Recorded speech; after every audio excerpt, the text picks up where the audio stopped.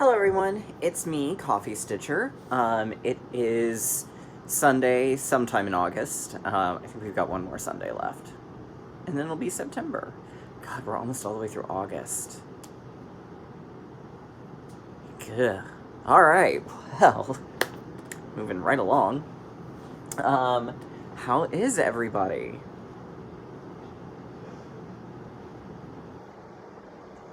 Awesome, that's really good to hear.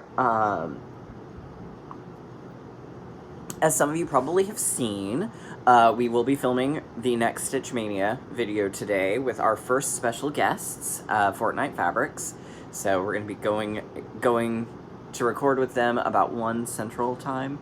Hopefully part 1 will be up today. It may be tomorrow, but we are filming. We will still have 2 videos this month. Yay!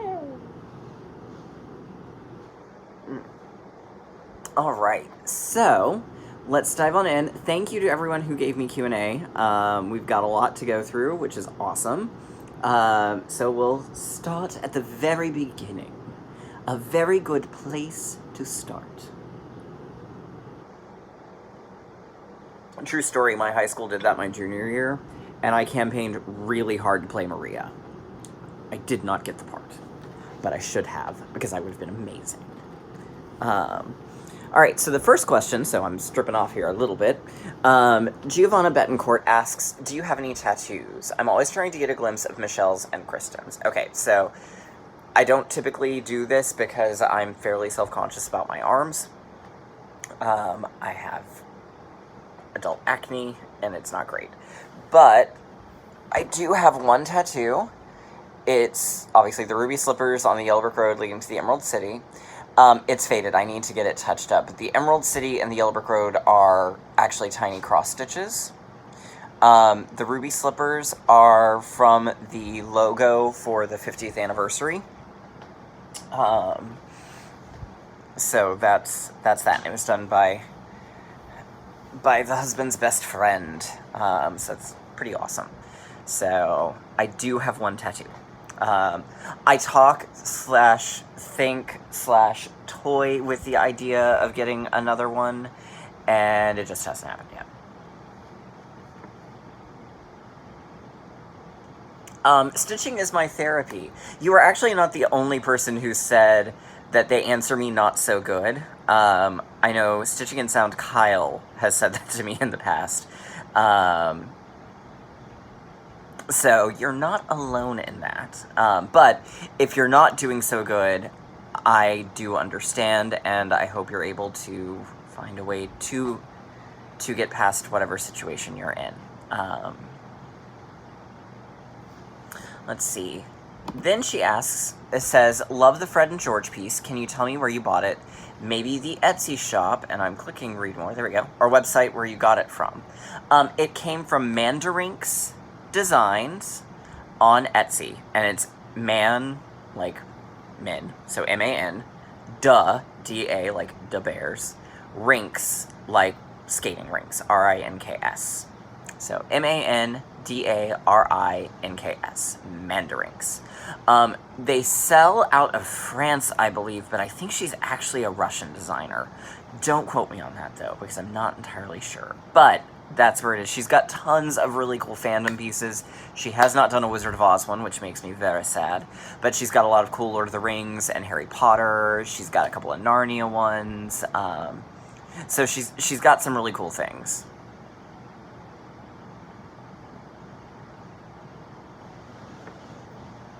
Several really, really nice Disney ones, too. Some Avengers. Okay, so the next question is from Mandy Gershmel. What draws you to a design and ultimately helps you determine to buy the chart and kit it up to stitch? It could be a couple of different things. Sometimes it's the subject matter. Like usually if it's Wizard of Oz, that's pretty much going to be a guaranteed sell. Sometimes it's the colors. That's how Quilts was by Long Dog. I just love the colors in that piece. Sometimes it's just, I look at it and go, you know what? I like the cut of its jib, and then I pick it. So there's not really any 100% tried and true set reason or thing that will make me glom to a piece. But those tend to be sort of the main things. Topic, colors. Sometimes they just have that certain je ne sais quoi. Let's see. Pastor Vickery asked a couple of videos back, where does the homework come from and where can I find it? That is part of Magical Stitches. It's a Facebook group. If you join, they'll sort you into a resort, and weekly they post homework tasks.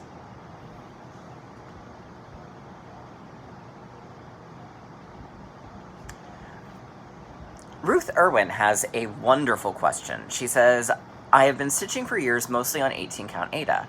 I would like to branch out into other counts and fabrics. Do you know of any online shops that carry a variety pack of fabrics to do some sample stitching on to find out what I might like or dislike? The answer is yes. Both, for sure, Under the Sea Fabrics has one. She has like an ornament grab bag of usually a couple of different cuts, couple of different types, and it's a mystery on what colors you get. So that's a really good resource. I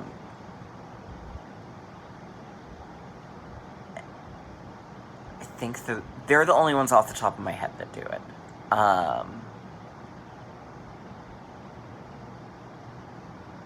They're the only ones off the top of my head. I believe that Fortnite Fabrics has offered them in the past. I don't know if it's part of their regular thing or if it's just an as they happen to do it. But I know they have offered them in the past. And there was a shop, but I don't think they do online orders anymore. But there was a shop that used to do it too. If you have a local needlework shop, you may also call them. Mine has like a scrap remnant bin of fabrics that are usually, sometimes they're ornament size, sometimes they're bigger, sometimes they're actually really good pieces. They've just got something mildly wrong, so depending on what you need of the fabric, you can work around it. So a lot of times needlework shops will just have that, and you can get like a small piece for $5.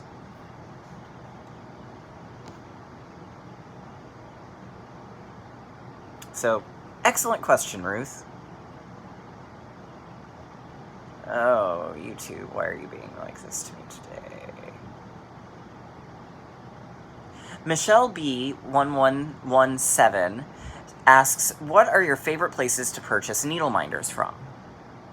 I really like Mad for Minders. I really like No Name Needle Minders, although I haven't ordered from Kate in a while. I really like Stitchy Box does them occasionally, and hers are always really cool and interesting. Those are probably the three that I would suggest off the top of my head. I've seen others. One of my favorite things to do is get enamel pins and turn those into minders, because then they're super unique to me, which is what a lot of mine are. So, yeah, and for those are my suggestions.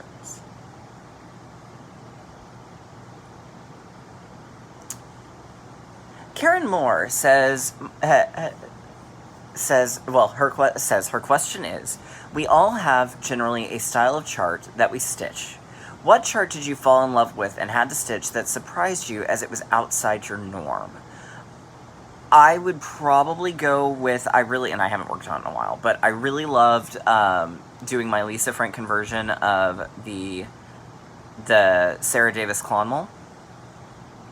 Count Your Blessings, which I haven't worked on in a while either, but it'll go back in my rotation at some point, I'm sure. Both of those, because they were more traditional samplery types. And again, even though I haven't worked on it in a while, my Hufflepuff wreath, because that's not generally my sort of thing. But I've learned a while back that saying, no, I'm never going to stitch that because I don't like the way that looks, usually comes back to bite me in the booty. So I tend to not cast aspersions. Now, there are certain things that I just know are not my jam. I'm not going to be doing anything that's... I don't tend to do any of the subversive stuff. That's not really my jam. I've seen a couple that I really like, and some that I probably would stitch, but they're not generally going to be my jam. I highly doubt I'll ever stitch an Avengers piece. I like the Avengers movies. At least I've seen the first 5 of them. I enjoyed them, but spouse doesn't really care for superhero movies in the slightest bit, and it's not enough of a fandom even remotely for me to even consider trying to do it. So I'm less likely to say style of chart and more likely to say theme of charts. But who knows? I mean, weirder things have happened.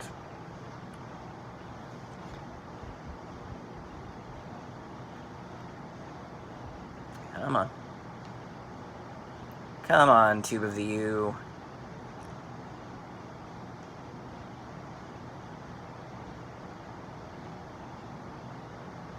That rolled me back. Okay.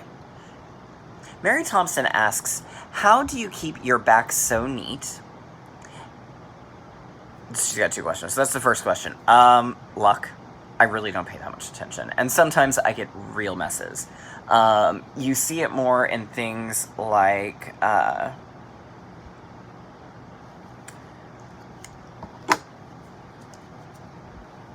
you see it more in things like fairy tale favorites, where I have a lot of small colors in one area. Well, that's actually fairly neat. As I'm looking today, we'll flip some over and see what my backs look like. Alright. The next question is, are you doing all 3 charts on Atlantis? And the answer is yes. I'm still working in the middle chart. And then I will probably, because I really love Octopi, I'll probably do it last. But, yes, I am doing all 3.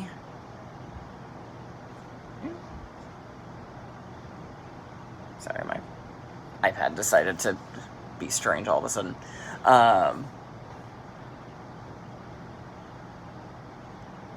Alright, so, then moving right along. Minnie Gray, all X's, says, so which floss did you pick for Dorothy's legs? I like your fabric choice. So Minnie Gray stitched it, and I had already planned to do a skin conversion on her, and I picked $8.98, but I thought on that fabric that's probably going to look that's going to be too dark with the blues that I chose against the blue gingham fabric. So I asked what she used, and she used, I think, 3863, which is what I'm using. Or maybe 3862. It's one of the two. It's either 3862 or 3863. But that was what I picked, thanks to you, Minnie Gray. Keep It Simple Stitcher says, Mary Englebright has kits? How did I miss this? Yes, she has new kits. There are older kits. She seems to kind of rotate them out. There's some in the 90s that have, like, Believe. The ones that ended up in 2 of her cross-stitch books. It seems like there are Dimensions kits for most of those patterns from the late 80s, early 90s. There are kits that I've seen from about the early 2000s, which is, I think, when mine is, and those were by Busilla. And then she started new ones again. They are available on her website, maryenglebright.com. That was not a paid endorsement. I will totally, totally stand Mary Englebright every day of the week. But she only just started offering them within, like, the last maybe 6 weeks. So they're fairly new.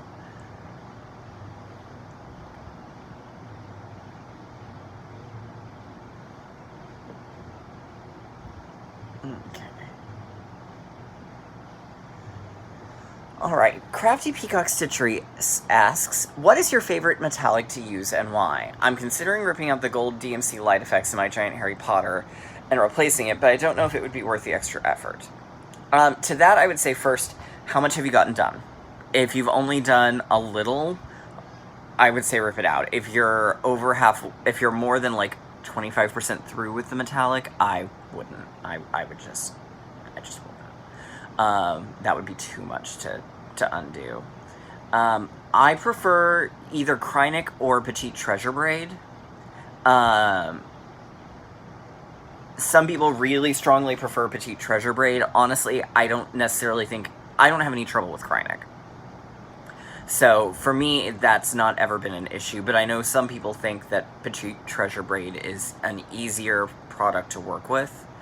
The best way you can find out is try for yourself. But I like either of those two 1,000 times better than Satan's pubic hair. So, let's see.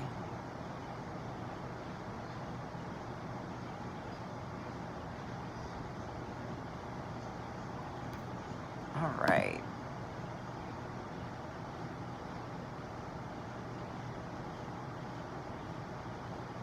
Let's see.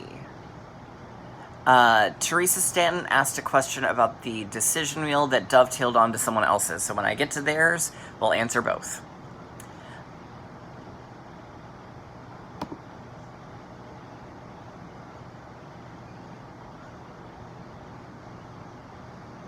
Let's see.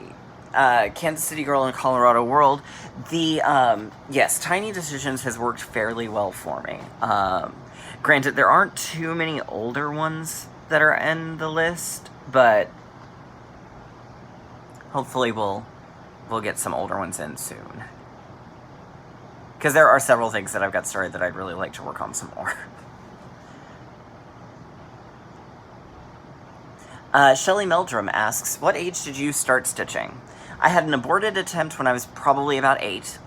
I had another aborted attempt in college that I'll usually forget about. And then I started properly when I was, okay, let's see, it was 2014, so I was 28. That's when I really got going.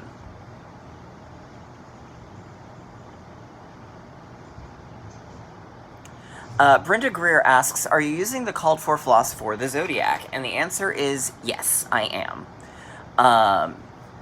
She also asks, where can I find the Frankenstein Sal? That is available on Etsy from Sapphire Mountain Handcrafts. And she, I think, actually has her store pretty organized, so you can click on the Stitching Book Club and get to it from there. But she's who sells it. It's $10. The 29th, which is Saturday, we start part 1. And I should have the border all done. I thought I was going to have it done this week, and I didn't. But I should finish it probably by Thursday. If not, I'm going to work on it Friday to make sure that border is ready to go.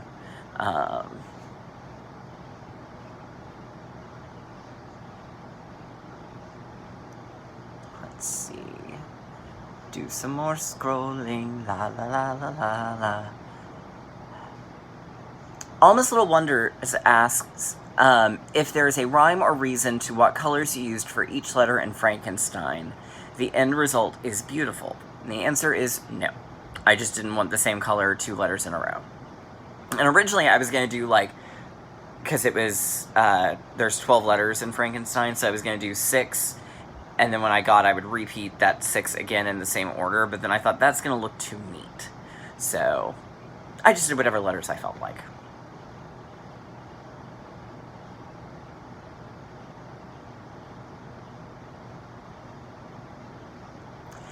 Cindy Cartwright asks, what age group does G2 teach?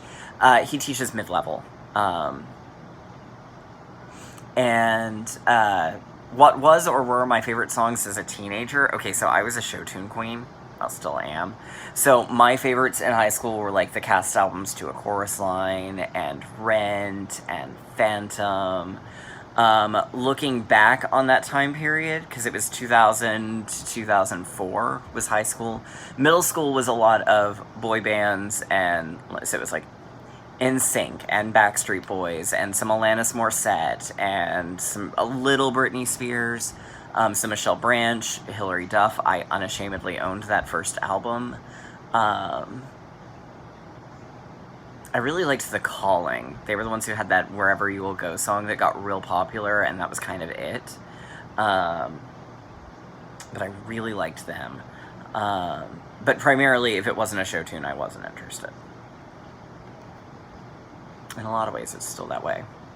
And I think part is because in the 90s, it was like everything got away from using like actual instrumentation, and I miss instrumentation.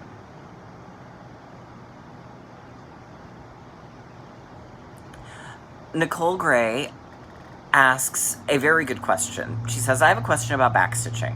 Should your back stitches be the same length as cross stitch, or can they be longer? For example, if I'm stitching next to 2 cross stitches, should I make 2 back stitches? I hope that makes sense.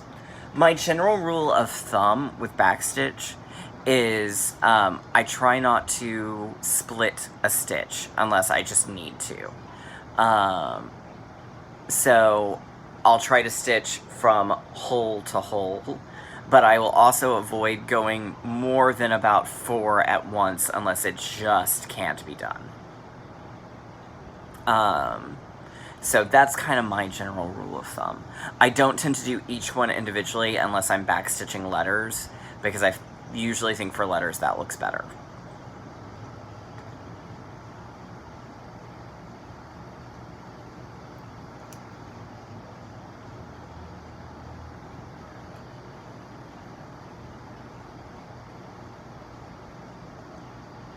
The Promiscuous Stitcher says, you use a nice variety of fabrics. Can you share your favorites? I don't necessarily have a favorite fabric per se, but I do have favorite dyers. Fortnite Fabrics, I like Under the Sea a lot. I'm not a huge Picture This Plus fan. I like them, but they're not my favorite. Weeks, I really like their colors now. Like them now that they're using this Weigert base. Their old stock was crap on a stick. Sorry, not sorry. It was too loose, too open. It's like times where you're using your needle, and it's like you're throwing a hot dog down a hallway. But I do really like both Fortnite Fabrics and Under the Sea Fabrics and Ship's Manor. I think they're all great dyers with great products.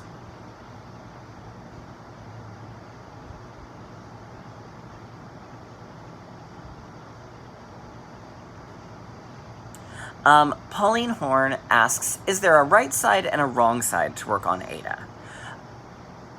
I've heard that before. I don't necessarily believe it, but I have heard that before.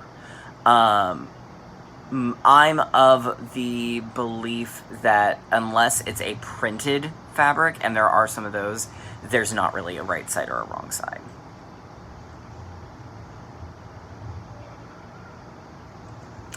All right. Hello2 asks, can you show how you sew beads on a project? Not really. I don't have a good setup to try to do a stitch with me. However, there are really good tutorials out there. But that's not something that's in my wheelhouse of skills. She also asks, what do you think of the Frankenstein story thus far? We aren't supposed to start reading until the 29th, so I haven't started yet. So I can't answer that one. She also asks, have you ever tried dyeing your own fabric or creating your own charts? I am not skilled enough to try to dye fabric. I am clumsy. I would be covered in it like that episode of the Dick Van Dyke Show where Mary Tyler Moore dyes her hands purple. No, that is best left to the professionals. In terms of creating my own charts, I do have an Etsy shop with like 4 patterns in it. I didn't really enjoy it. So, but yes, it's out there. I think it's Coffee Stitcher Designs.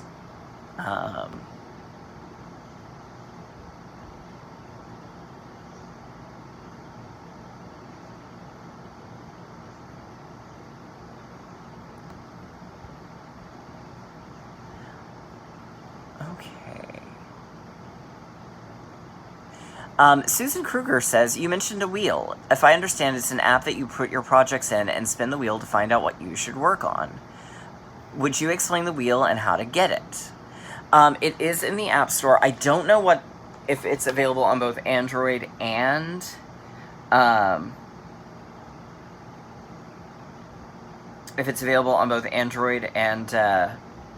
I'm an Apple person. And unfortunately, I don't have it on my tablet to show you, but it's in the App Store. It's called Tiny Decisions. And literally, you set up your wheel, and you press the little thing, and it'll spin it for you. That's the most common one. There is a paid version, so you can weight things. And I think if you do the paid version as well, you can save your list regardless. But I think the paid one also gives you an option to not let it choose a second time. So like once the wheel lands on it, it grays it out until you reset your wheel.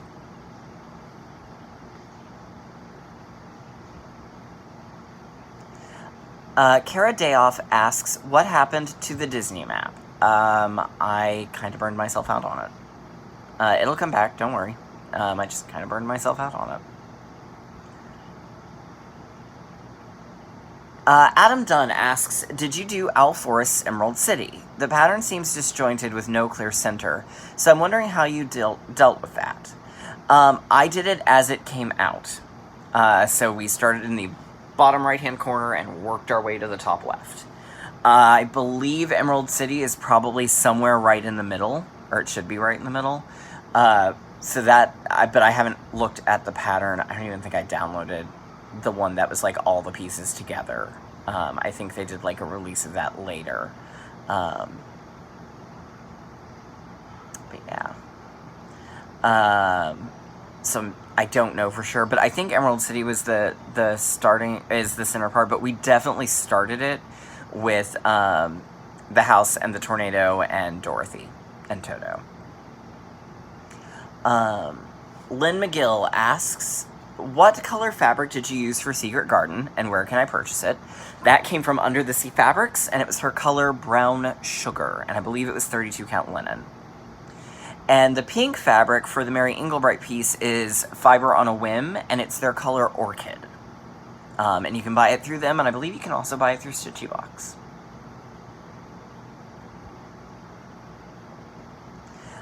D. Neely asks, what my thoughts are on keeping a cross-stitch calendar. There are so many options and so many chains of thought on this. Do you keep track of hours or number of stitches? When I was doing it, it was number of stitches. And I had a planner, and I would write down each day, like I had a big one for the month, and I would just write what project I worked on, and then on the weekly part, I would write down what project and how many stitches. But I'm not keeping up with that right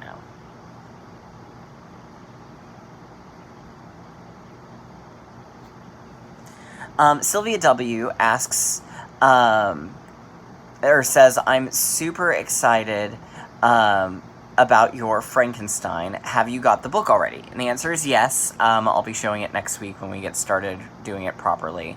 And I'll be doing a post with the border finished with my copy of the book. But I did get the new reissue that has the art by the guy who did Swamp Thing and a intro from Stephen King. If you could pick a few books for next year's lineup of books for the Stitching Book Club, what books would you pick? I would go definitely with The Lion, the Witch, and the Wardrobe, which I think she may be thinking about doing. I'd like to see Little Women. I would not be against Dr. Jekyll and Mr. Hyde. Really, other than I don't want to do another Jane Austen. Yeah, really any of them. So far I've enjoyed everything she's picked, so. Yeah. And that is the Q&A. So that was a lot of Q&A today, y'all. Keep it coming.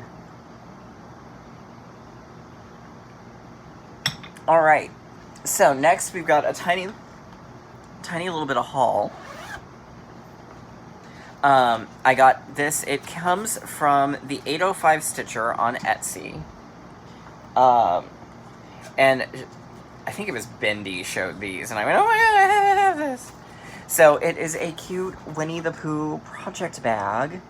Look how sweet it is, and it's got Pooh hugging Piglet on the back. It's just so sweet. And it came with a needle minder of Pooh hugging Piglet. So, super cute. And I can't wait. I do have a project in mind for it. So, exciting. Alright, so, this week, what did we work on? Well, I worked a little on every season last week, but I got, basically nowhere. I think I may have burned myself out a little bit on it, so I'm taking this week off from it. So, here is where I am on it.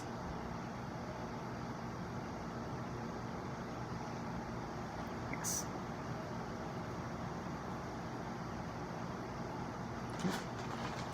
Alright. Then, ba-doo-ba-doo-ba-doo-doo-doo, ba-da-ba-da-da. Alright. Then at work, as I said, I've been working on Frankenstein.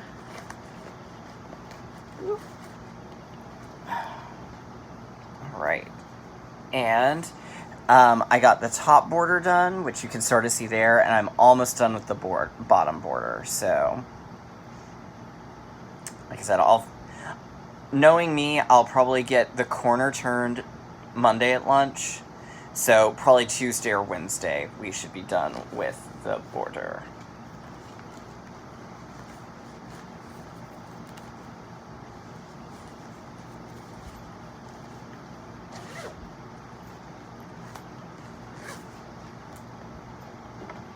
Alright, so what else did I work on this week? Well, I worked on Black Cat Hollow one day. And I frogged my witch's skin and went with a lighter color so that it was more determinable. My big change was I changed 1692, which was the year of the Salem witchcraft trials, which is a no-no, to 1606 because this has the double-double quote from Macbeth, and that was the year Macbeth was first performed in. So, there we go. I didn't get quite as much done because I was we watched the DNC. So I stopped stitching a lot earlier than I normally do during the week because I was watching that. Then I worked on Adventure Awaits. And didn't quite get as much as I would have liked to have done on this one. I got the windmill for Amsterdam, and I got started on the Leaning Tower of Pisa. This is on mummy wraps from Ship's Manor. And Black Cat Hollow was on Astraeus from Under the Sea, which I don't think made it into her permanent line. See. Then I worked on the Mary Inglebright. So I finished up the umbrella, I got the girl's hand, and I got started on her jacket.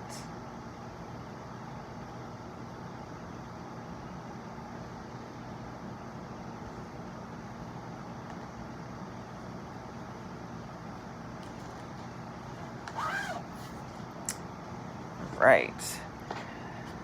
I worked on Atlantis, and I got 2 motifs done.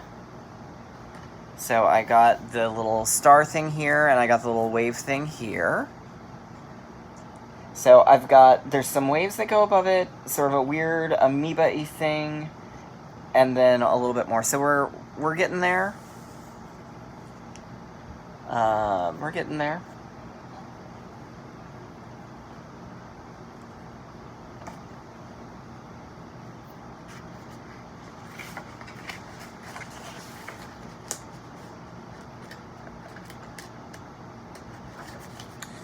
Yep.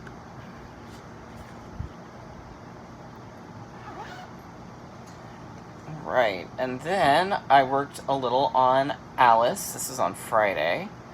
So I got a good little bit of the black outline to the border done. So on the part that has the caterpillar. So that was good progress. I'm still debating if I want to add some metallic to the walls of the rabbit hole.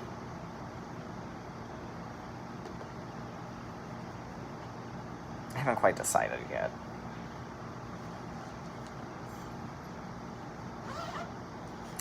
Alright. And then yesterday, I worked on Fairy Tale Favorites. I'm going to finish up Gretel today. It'll probably be later this evening. But there's Gretel. So I've just got a little bit of her dress left to do and then the back stitching. So, we're getting close. So yeah.